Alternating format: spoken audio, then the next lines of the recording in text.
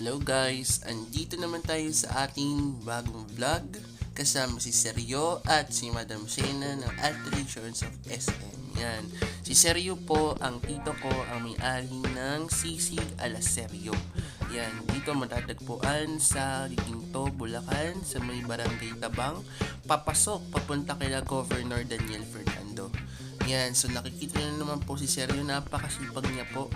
Lalo na po may mga customer po siya, hindi lang po kami, kundi madami din po nakapila dyan. Mostly ang mga kanya po menu, more on pork sisig, chicken sisig, tapos meron pa nga po siyang spicy tofu. Yun nga lang po, available lang po siya every Saturday. Tapos, kasama na rin po dyan yung dinakdakan, lechon kawali, tapos meron din po dyan na chicharon na napakasarap. Lahat, pati rin po yung suka niya. Suka ala seryo. Masarap din po yan.